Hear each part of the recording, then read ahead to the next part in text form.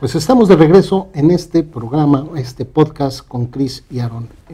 Chris, a ver, yo nunca había visto, tal vez desde los 60s, una sociedad tan dividida como la de estos momentos en los Estados Unidos. Ha habido ataques masivos. Sí.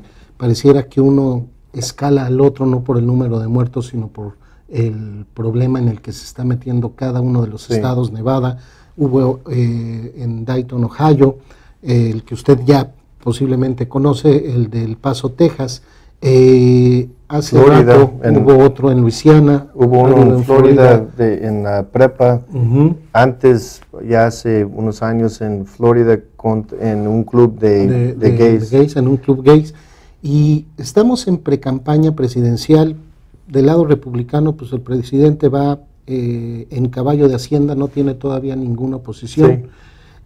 Hay 25 demócratas que quieren ser... o 23 o 22. Pues ya para efectos, yo ya ni sé. Tú alza la mano y también candidatea para ser presidente.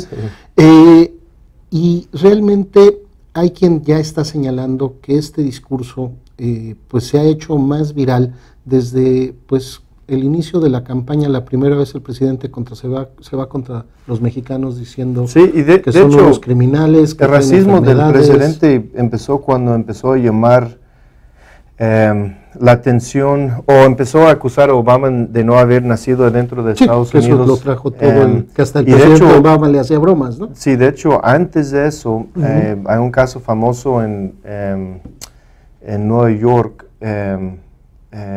¿Te acuerdas que se llama el Central Park Five o algo así? De los 5 afroamericanos que fueron acusados de...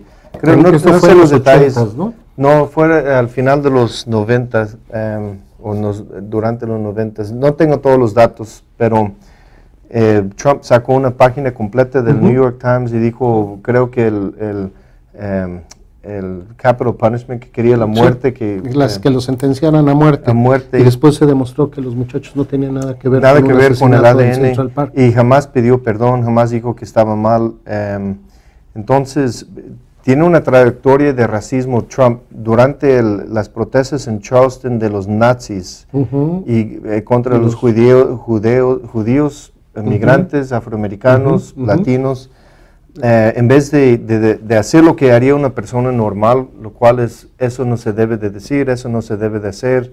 Y resultó una persona muerta, una mujer blanca muerta. Entonces Trump dijo, no, dentro de...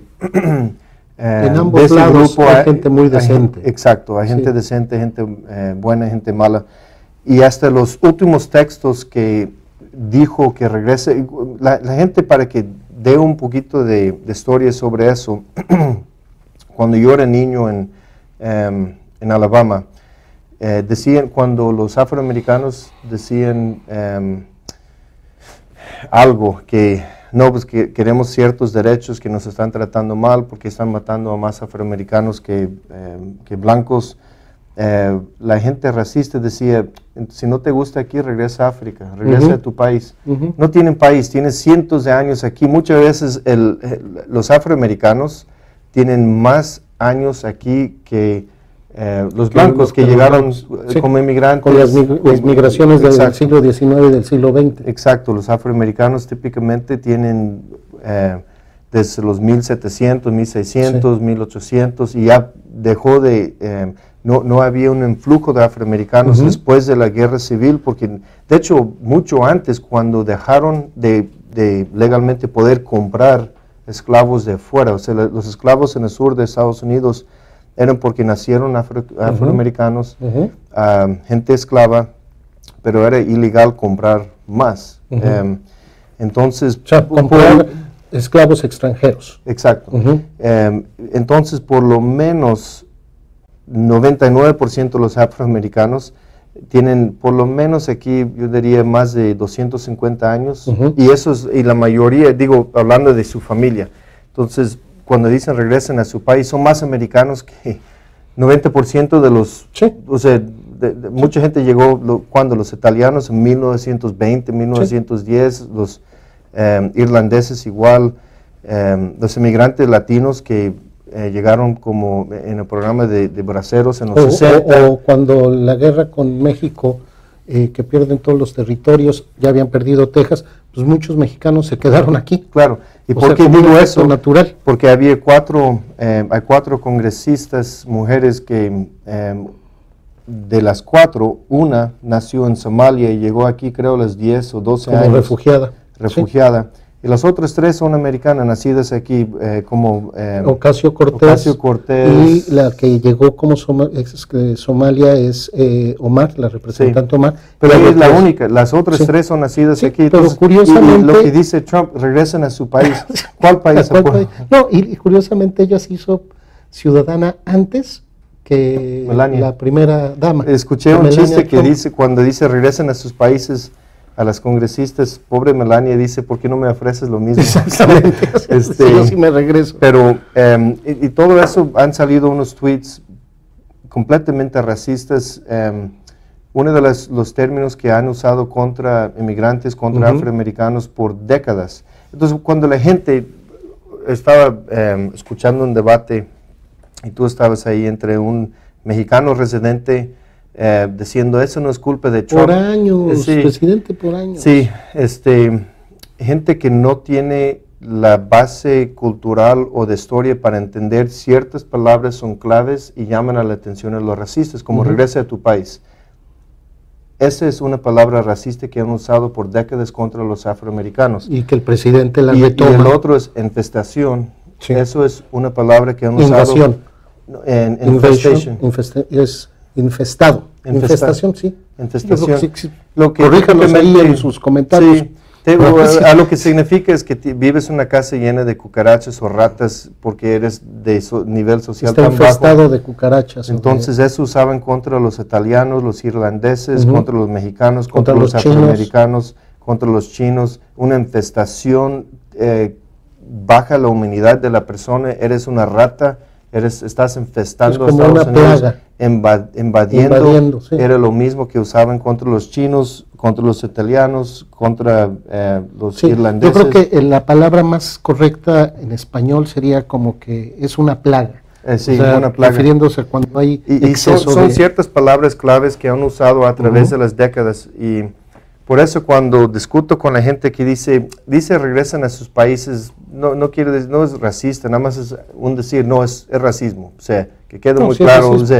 Entonces ya por eso hemos visto en las últimas 2 o 3 semanas por ejemplo, de CNN, MSNBC, ya han dicho las palabras racistas de Trump. Cuando antes decían las palabras inapropiadas que pueden parecer racistas, ahorita dicen no, las palabras son porque técnicamente son palabras y frases racistas. Pero el presidente pues ya casi semanalmente está haciendo rallies, promoviendo ya su campaña presidencial rumbo al 2020. No ha habido algún republicano que haya alzado la mano y que diga yo le voy a entrar, o sea, no tiene contendiente.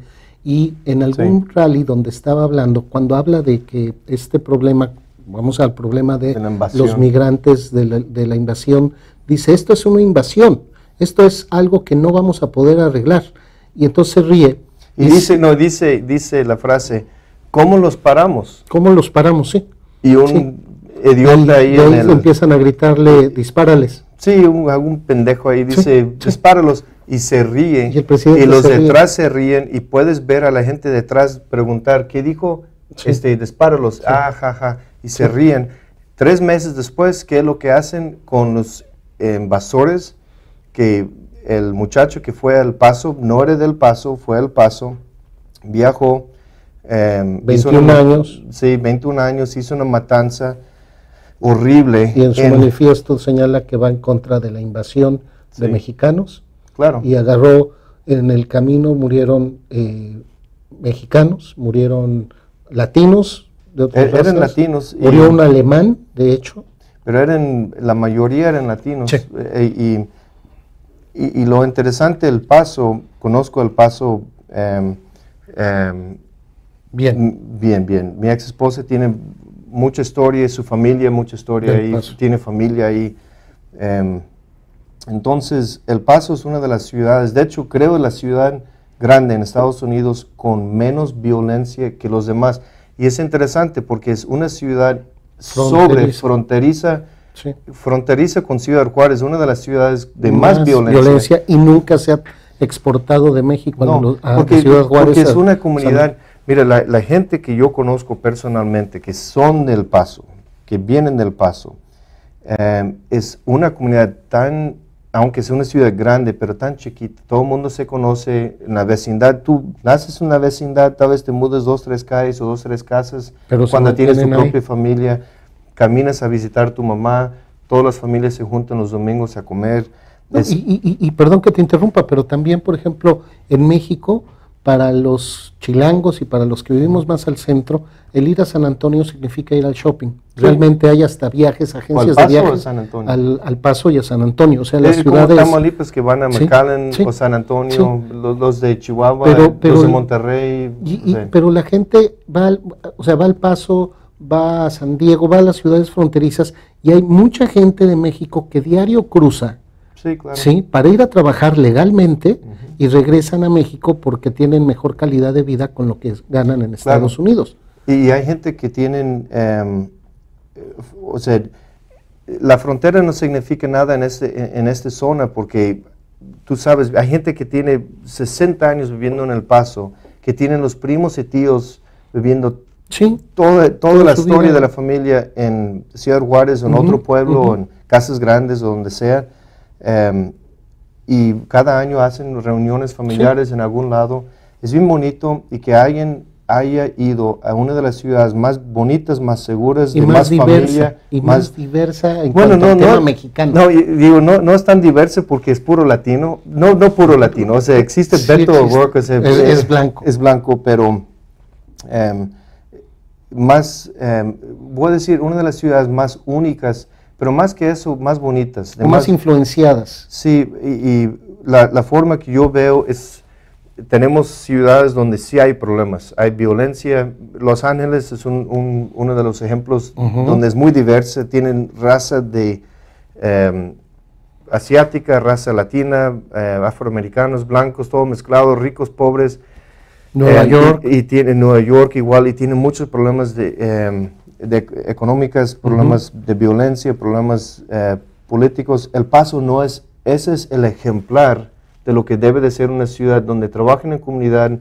Creo que, no me acuerdo, la cifra era 12 asesinatos el año pasado, en comparación a Chicago, que tiene 1000, no sé la cantidad. Sí, pero la diferencia es muy grande. De hecho, hasta la mayor, que es de descendencia mexicana, y algunos congresistas ya le están diciendo al presidente que no es bienvenido. De hecho, la congresista en la entrevista ayer salió, ella por interesante, el Minority Whip del Partido Demócrata en el Congreso de Texas, y ella representa el Walmart, el distrito donde se quedaba el Walmart, dijo claramente, no te queremos aquí, no eres bienvenido. No eres bienvenido, por las palabras que has usado vas a hacer más daño que bien, mantente lejos. Somos una comunidad que estamos ya de luto y solo vienes ¿a qué? O sea, a seguirnos separando. A seguirnos, sí. Ahora,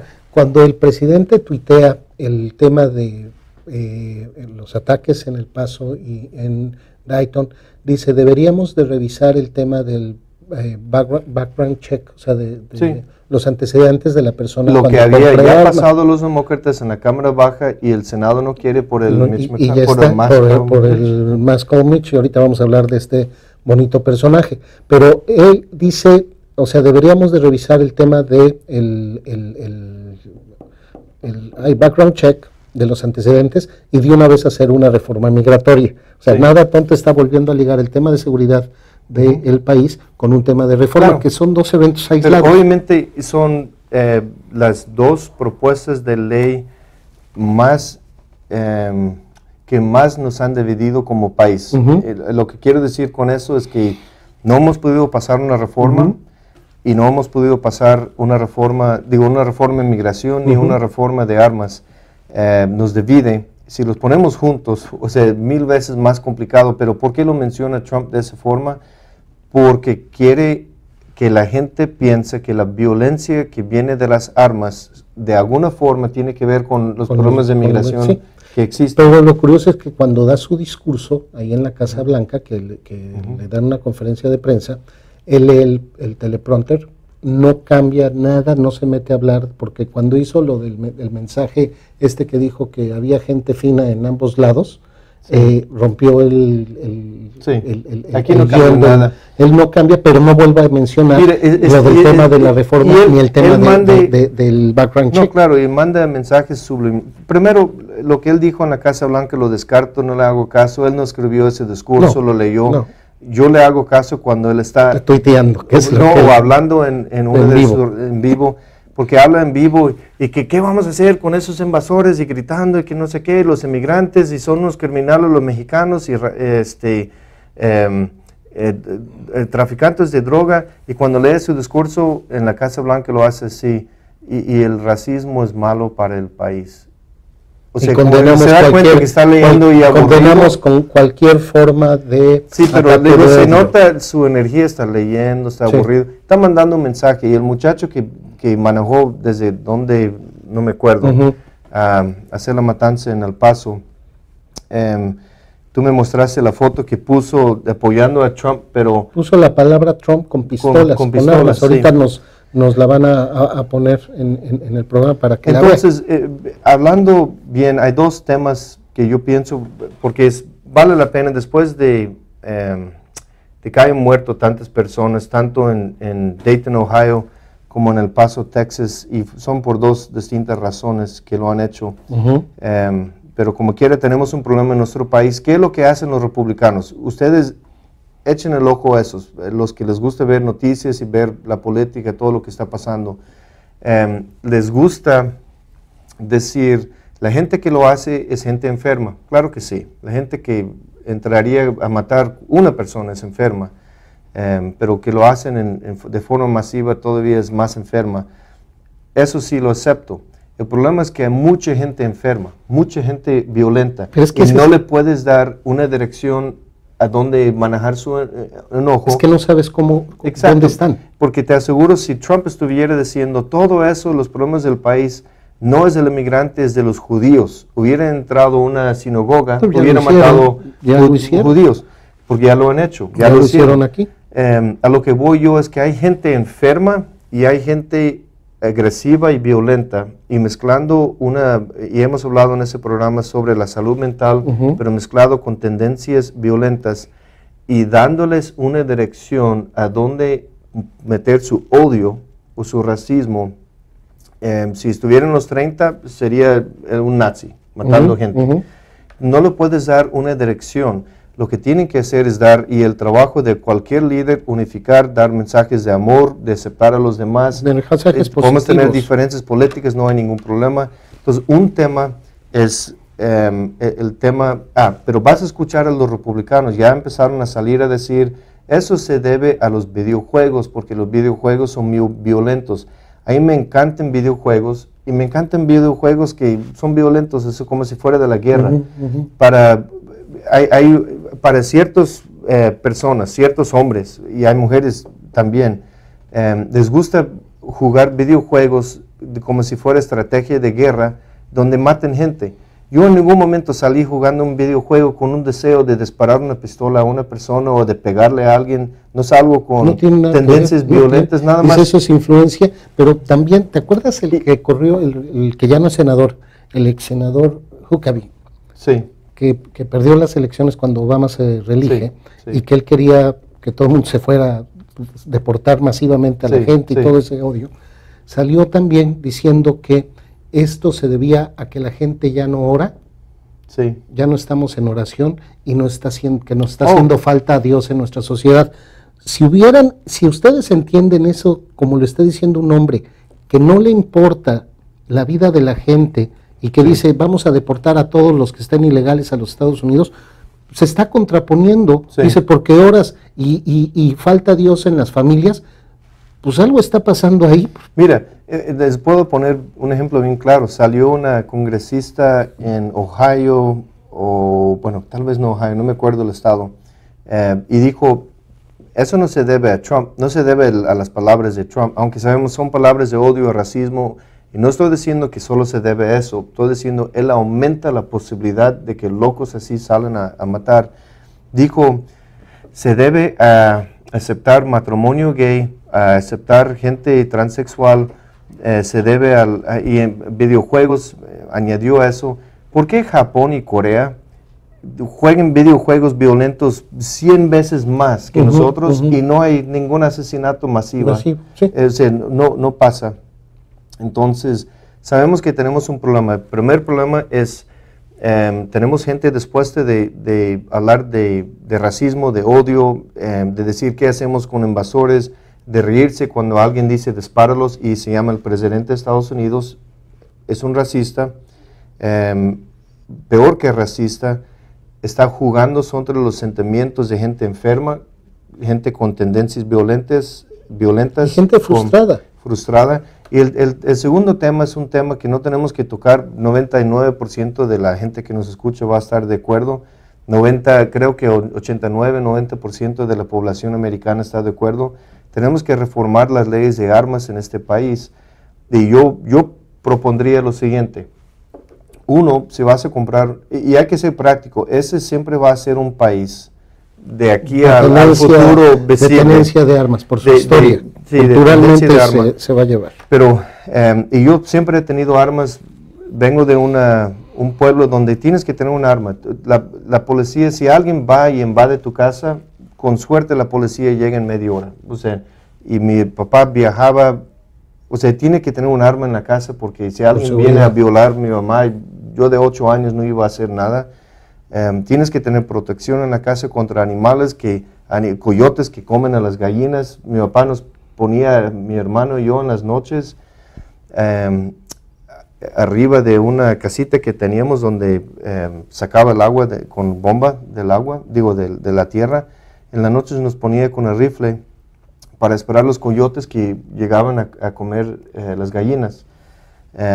Nada más por lo menos para espantarlos. Yo no creo que tenía intención de matar al animal, pero dispara y espántalos.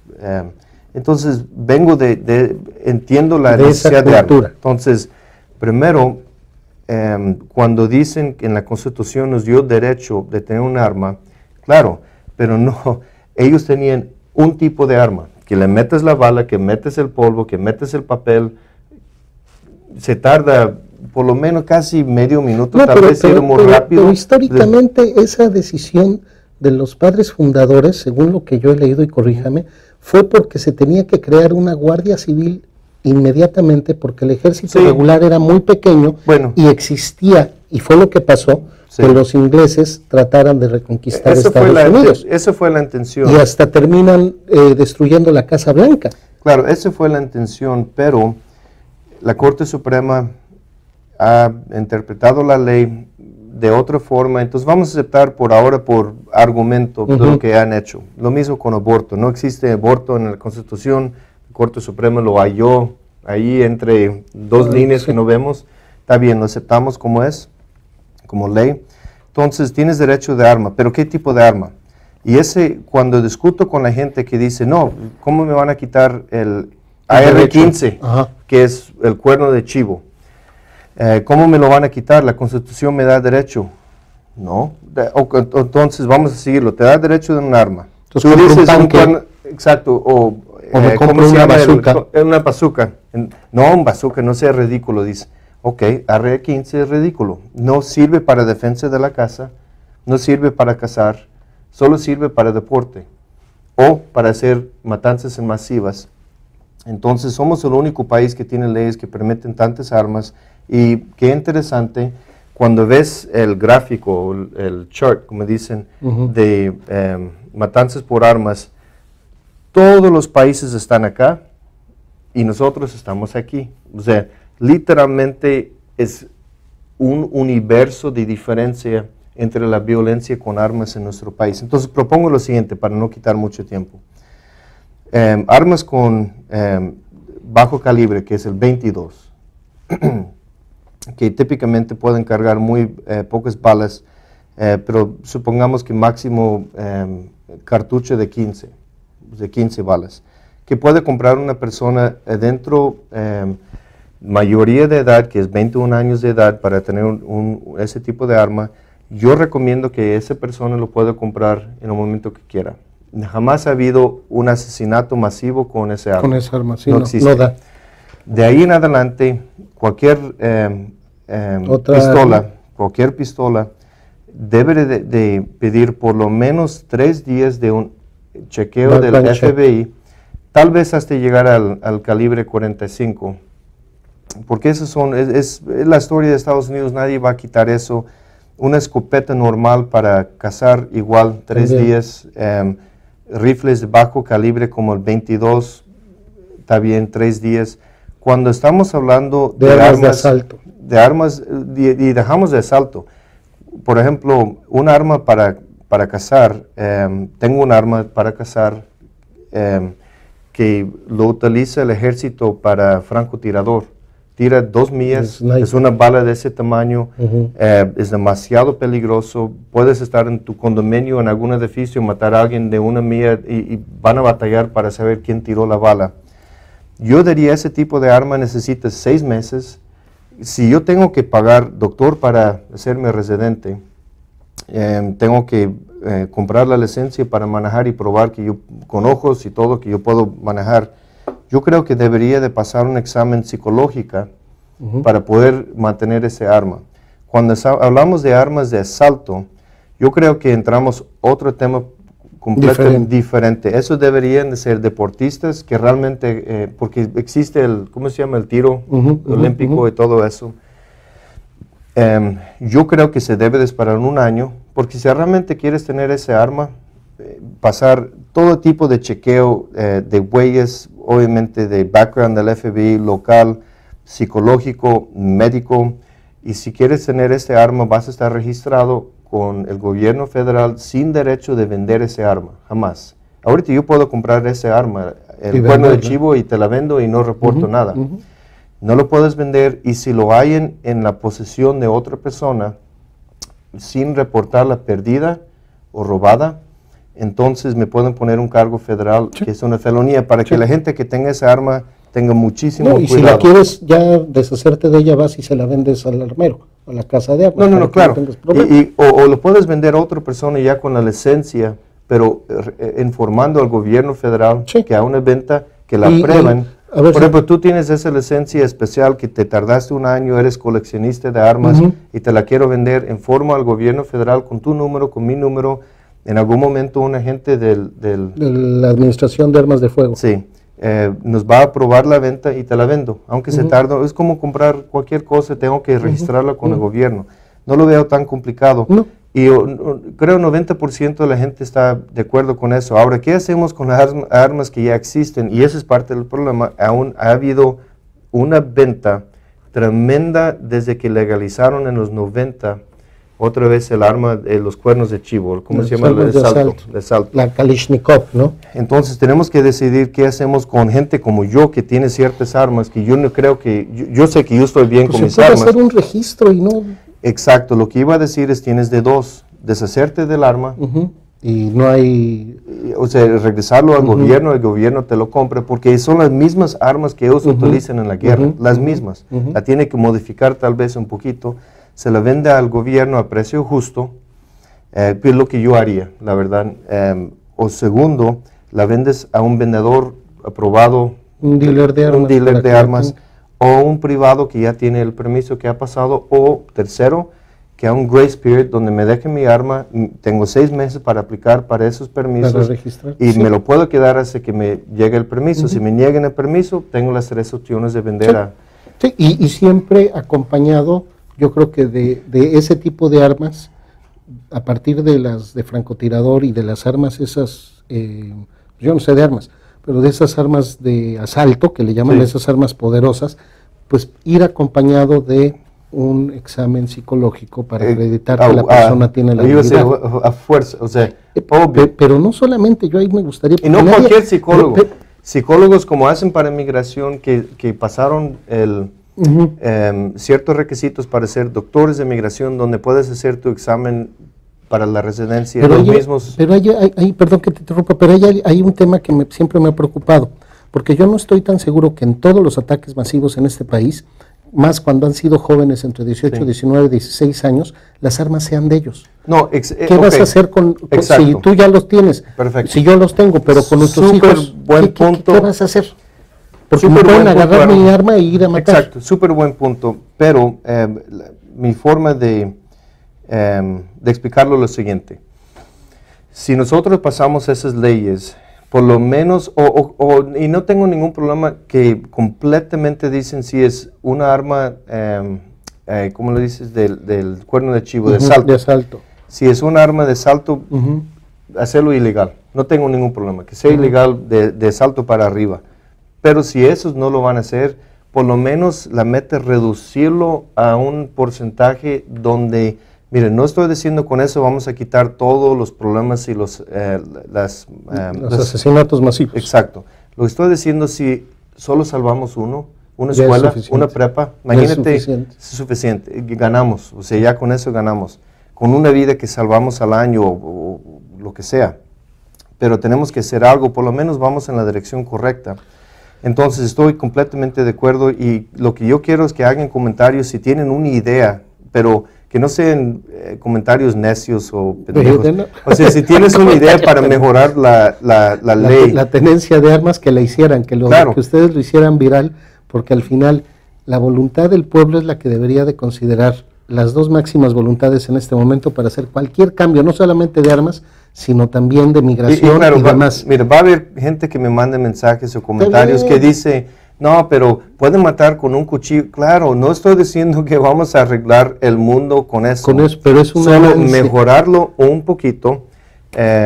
Es como lo que hemos dicho sobre la reforma de migración. No tenemos que comer el pastel entero ya. La enchilada completa. Pero dar un pedacito ya para, de menos los 11 millones, ya que nos podamos arreglar. Sí. Pero la voluntad del pueblo se supone que es la que manda.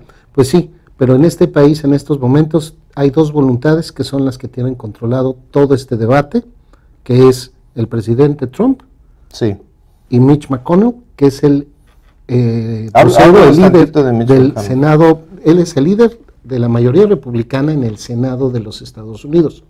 Él es senador por Kentucky. Ha estado desde los 70s en la vida política y ha sido reelecto como senador durante los últimos 30 años, si mal no recuerdo, porque él siempre ha dicho que la elección se gana no por las propuestas políticas que uno presente, sino por la lana que uno le meta a la campaña. Esa es su forma de pensar. ¿Qué significa eso? Que él tiene muchísimos compromisos políticos con las grandes corporaciones, con la Asociación Nacional del Rifle, con las compañías farmacéuticas, y por eso su conservadurismo es tan extremo. Él ha estado haciendo un trabajo muy fino, que no se está notando ahorita, pero que puede cambiar el sentido legal en los próximos 40 años, porque él es el responsable de proponer en la Cámara de Senadores los nombramientos y la aceptación de los jueces federales, hablando desde el juez, desde los ministros de la Suprema Corte y todos los demás jueces a propuesta del presidente. Entonces está cambiando de alguna manera y eso va a afectar para el desarrollo de las minorías, para ser más incluyentes en este país, más liberales, el que está nombrando puro juez conservador, ultraconservador, y eso puede afectar. Y esos son puestos de por vida. Y una de las cosas que han averiguado que, Mitch McConnell tiene un problema. Le están diciendo, le pusieron el apodo, y me encanta, Moscow Mitch, porque por el trabajo que está haciendo, está parando legislación de reformar, de fortalecer las elecciones en el 2020, sin ningún motivo, nada más diciendo no lo voy a poner un voto. No lo hago y se dieron cuenta que no solo eso es un beneficio para Mitch McConnell, pero una de las leyes que pasaron es que si un gobierno extranjero te ofrece una información o ayuda en tu campaña, tienes la obligación de avisar al FBI de inmediato, que técnicamente ya es una ley, pero lo están ya clarificando porque hay ciertas dudas si realmente es suficiente clara la ley. Pero lo que voy yo es lo siguiente, algunos ex empleados de senador Mitch McConnell ya trabajan para una firma que representa a compañías y oligarcos, ¿se dice? Sí, de países con... No, pero oligarcos de Rusia, o sea, así los llaman, los meros, los poderosos de Rusia. Exacto. Sí. Entonces, imagínate los staffers de él, los ex asistentes de él, trabajando para intereses rusas, y él en una campaña muy difícil en el 2020, y al mismo tiempo no fortaleciendo las elecciones. Te da a pensar, quiere que Rusia se mete para ayudarlo a él y ayudarlo a Trump otra vez, ganar. Y salió una candidata muy importante, creo que hablamos de eso la vez pasada, en contra de Mitch, demócrata, que es demócrata, veterana, exacto, era pilota de la Fuerza vamos Aérea. a ver cómo le va en la campaña. Va a ser un año muy interesante, pero él ha sido ahorita, yo creo, la fuerza destructiva más grande contra la reforma de migración, la reforma de armas, la reforma de elecciones, el nombramiento de jueces, el nombramiento de jueces, cualquier ley positiva que está saliendo bajo Nancy Pelosi en la Cámara de Diputados. Sí. El Dream Act, todo eso él lo está bloqueando porque sí. él tiene las facultades. Entonces, vamos a ir a elecciones. Yo en estos momentos, y te lo comentaba en la mañana, estoy más preocupado de que McConnell se reelija a que se reelija el presidente, porque si por algún motivo, peor escenario, se reeligen los dos, vamos a seguir igual. Pero si sale Mitch McConnell del Congreso y se elige a y se pasa a ser demócrata la Cámara de Senadores, aunque gane el presidente, ya habría un balance, muchísimo control. Ya habría un balance completo. ¿Por qué? Porque el presidente que quisiera hacer una ley se la pueden vetar. En cambio, si siguen los dos, va a ser más complicado. Y si gana un demócrata, porque todo el mundo dice, no, pues que gane Biden o que gane el senador Bernie Sanders, que me cae bien, o Kamala Harris, o la señora Warren, esos, o inclusive Michael Rook, o quien usted quiera, sí, pero si gana Mitch McConnell las elecciones, no va a haber ningún cambio real. Bueno, va a haber, no va a haber ninguna reforma. ¿Los va a bloquear como bloqueaba Obama? Bueno, claro, y no digo, lo que pasa es que bloqueaba a Obama porque también tenía el apoyo de la Cámara Baja. Lo que harían, y eso ha pasado un par de veces, pasó con Bush, pasó con Clinton también. Lo que pasa es que por lo menos presidente demócrata, Cámara Baja demócrata, Mitch McConnell va a encontrar una situación muy complicada para poder pasar presupuestos, ciertas cosas que tiene que hacer por obligación. Entonces va a haber por lo menos la habilidad de negociar puestos judiciales, presupuestos, ciertas cosas. Prefiero yo un presidente demócrata en ese momento porque podría parar ciertas deportaciones, regresarnos a un nivel normal de prioridades de cómo manejamos los niños en la frontera, ciertas cosas, o se podría arreglar muchas cosas a nivel ejecutivo, pero estoy contigo, y de hecho yo siento, no importa tanto Mitch McConnell en el aspecto si ganan los demócratas. Mitch McConnell puede ganar, pero si el Senado se vuelve demócrata, le quiten de presidente y ya que se vaya al closet, sí.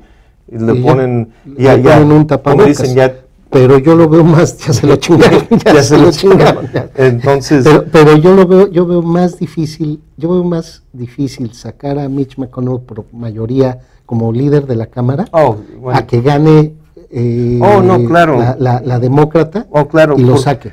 Si los republicanos mantienen su control en el Senado, Mitch McConnell va a seguir siendo su líder. Entonces es demasiada información, pero a mí me encanta ese tema. Y vamos a seguir hablando de esto porque este es el primero podcast que estamos haciendo con Chris y Aarón, que estamos hablando de política. En algún momento también vamos a hablar de México para los paisanos y también de Centroamérica, de Sudamérica. Usted pónganos el tema que quieran hablar. Está pasando, de hecho, vas a tener que regresar, vas de viaje a Paraguay para ver unos asuntos legales. De regreso nos tienes que dar un vistazo de lo que viste, lo que sentiste ahí, porque hay muchos cambios en nuestros países latinos. ¿No?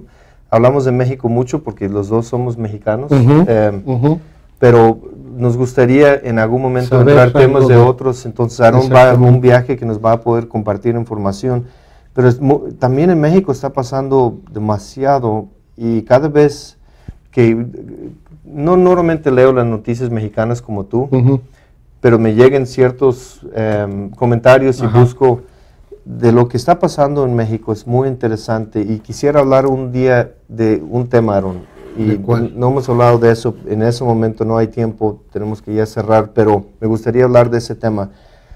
Estados Unidos está al punto de extraditar el ex gobernador de Tamaulipas, creo que se llama Eugenio Hernández,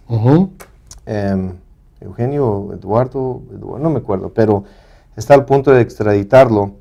Cuando nunca vivió en Estados Unidos, dicen por un trámite que hizo con su cuñado que afectó un terreno en Austin, y ya con eso lo van a extraditar y poner conspiración de lavado de dinero.